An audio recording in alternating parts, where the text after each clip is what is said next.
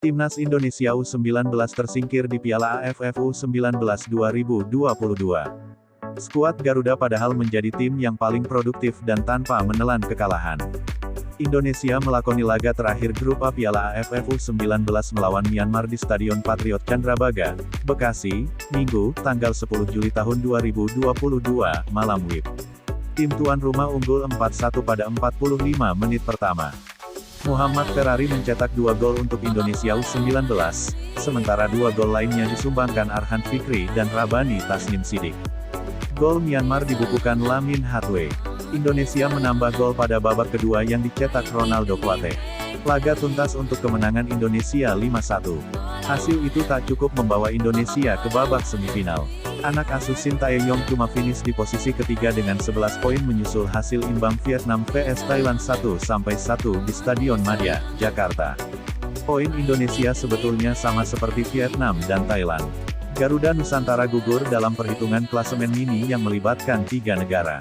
Indonesia tak punya gol saat berhadapan dengan Vietnam dan Thailand karena bermain imbang 0-0.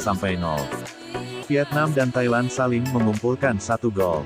Indonesia juga tidak kalah selama perjalanan di fase grup, sama seperti Vietnam dan Thailand. Namun, Indonesia menjadi tim paling produktif dengan mengemas 17 gol, sementara Vietnam melesakkan 12 gol dan Thailand 7 gol. Total seluruh gol Indonesia didapat saat mengalahkan Brunei 7-0, Filipina 5-1, dan sisanya dari gol-gol melawan Myanmar.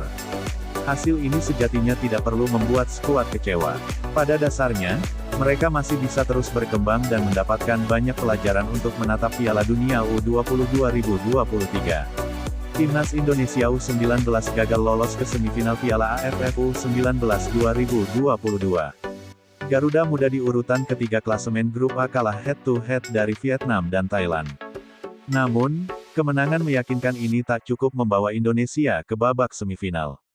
Hal ini terjadi karena di saat bersamaan Vietnam vs Thailand yang berlangsung di Stadion Madia, Senayan, berakhir imbang 1-1.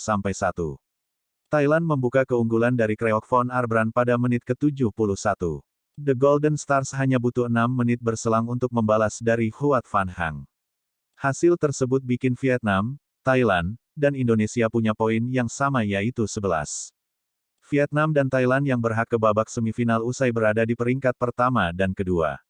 Mereka memiliki keunggulan head-to-head dari Indonesia. Aturan dari kompetisi ini, jika ada lebih dari 2 tim punya poin sama maka akan dibuat klasemen mini.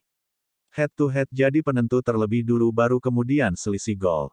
Vietnam dan Thailand secara head-to-head unggul dari Indonesia karena punya produktivitas gol lebih baik berkat hasil imbang 1-1 di laga terakhir.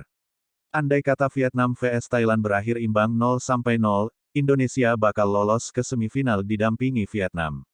Pasalnya, secara head-to-head ketiga negara ini sama dan selisih gol yang bakal dilihat pada klasemen mini.